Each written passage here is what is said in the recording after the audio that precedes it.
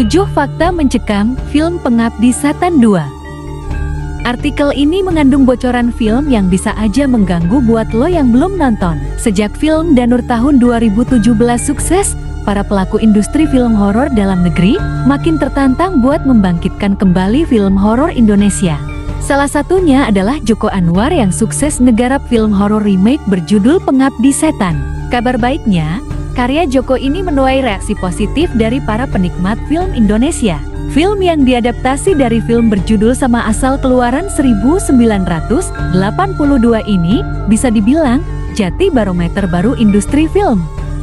Berbeda dengan film horor lainnya yang lebih banyak adegan ngagetin, Pengabdi Setan sukses nampilin momen mencekam yang bikin penonton dihantui.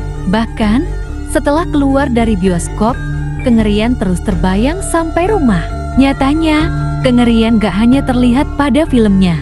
Banyak kejadian ganjil saat pengambilan gambar. Nah, kali ini Channel Tradisi Dunia bakal ngasih tahu fakta-fakta di balik pembuatan film Pengabdi Setan. Yuk, simak! Sebelum lanjut, pencet atau klik tulisan subscribe dan aktifkan tanda loncengnya agar channel ini terus berkarya. Terima kasih. Fakta pertama, film daur ulang. Buat yang suka film jadul horor, pasti tahu bahwa Pengabdi Setan merupakan remake dari film horor Indonesia berjudul sama pada ke-1982. Bisa dibilang, film tersebut sukses dan meraih prestasi box office pada masanya. Fakta kedua, tidak memakai CGI.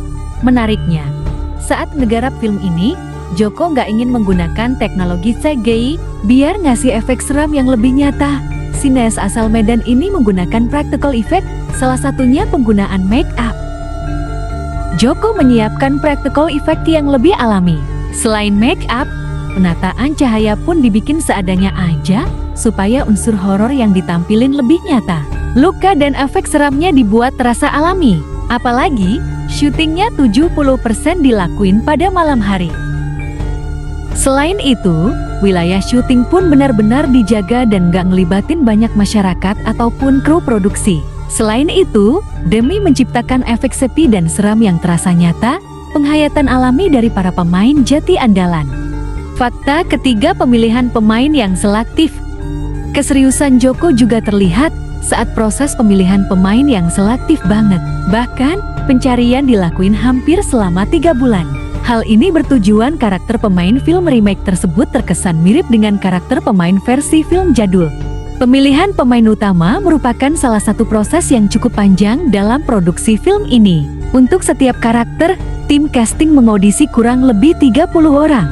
Menurut Joko, sebuah film horor bisa berhasil kalau didukung kemampuan para pemainnya dalam memainkan peran. Akhirnya, film yang diproduksi dalam waktu 18 hari ini dibintangi Tara Basro, Dimas Aditya, Brod Palarai, Andi Ervian, Nasar Anus, M.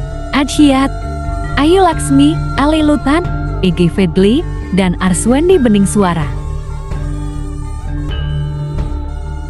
Fakta keempat, menggunakan rumah kosong sebagai latar. Selain pemilihan pemain yang butuh waktu lama, pemilihan latar pun butuh waktu yang cukup lama. Tim produksi berjuang keras mendapatkan rumah yang tepat sebagai latar film ini. Kabarnya, rumah yang digunakan dulunya merupakan rumah milik tuan tanah di perkebunan daerah Pengalengan, Jawa Barat. Konon, dikabarkan beberapa penampakan hantu Belanda berbaju putih yang katanya mirip dengan di film sering menampakkan diri. Dilansir dari Detik, bangunan tersebut memang udah ada dari zaman Belanda, sehingga strukturnya bangunannya pun kuat. Banyak warga yang nggak ngelewatin rumah tersebut dan memilih jalan lain. Karena rumah ini udah lama nggak ditinggalin, para kru pun harus merenovasi karena nggak layak huni, mulai dari lantai rumah yang jebol, hingga banyaknya sarang burung dan kelelawar. Kabarnya, setelah proses pengambilan gambar selesai, ada komunitas fotografi bernama Ghost Photography Club yang memang doyan cari model astral alias hantu mendatangi rumah lokasi syuting tersebut. Misi pembuktian adanya kejadian-kejadian janggal berawal dari sebuah video rekaman amatir yang mengungkapkan momen ganjil, yakni terdengarnya teriakan-teriakan anak kecil saat proses pengambilan gambar berlangsung. Fakta kelima, ngerinya sosok ibu. Banyak respons yang mengatakan bahwa sosok yang paling menyeramkan adalah sosok ibu. Ternyata, pemeran di balik karakter tersebut adalah Ayu Laksmi, seniman dan penyanyi asal Bali. Seniman favorit Joko ini, sebelum terpilih bermain di Pengabdi Setan, mengakui tidak ada pengalaman main film. Fakta ke-6, kejadian mistis saat syuting. Proses pengambilan gambar dari keseluruhan adegan diambil saat malam hari. Hal ini tentunya membuat film Pengabdi Setan menghadirkan suasana mencekam layaknya keadaan aslinya. Ditambah, suhu ketika malam hari bisa mencapai 5 derajat Celcius dan sepi yang mencekam. Akhirnya, atmosfer horor yang tercipta benar-benar mengerikan dan mencekam. Ini juga jadi aspek penting selain hadirnya kejahilan makhluk astral kepada para pemain dan kru produksi. Vicky pun gak bisa ngebayangin bagaimana ngerinya syuting film horor bareng makhluknya.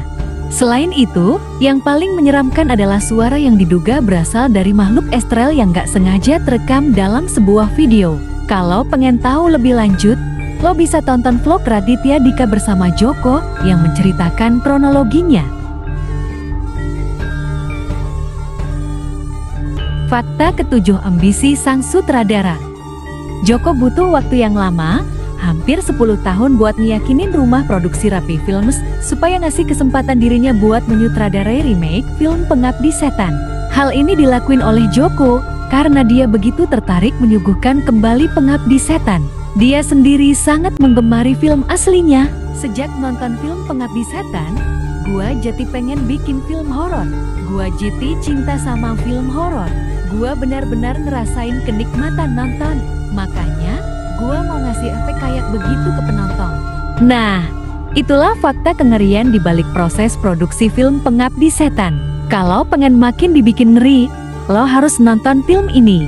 Memang sih, film ini nggak sengeri film aslinya. Namun, lewat film ini, Joko sukses ngasih kengerian dari awal hingga akhir film. Terlepas dari itu, film Joko yang satu ini membuktikan kebangkitan film horor Indonesia yang semakin ngeri.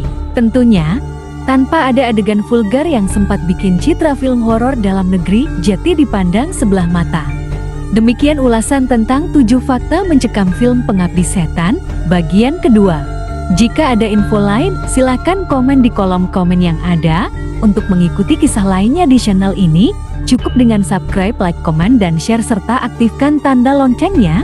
Sumber ulasan ini ada di kolom deskripsi. Terima kasih.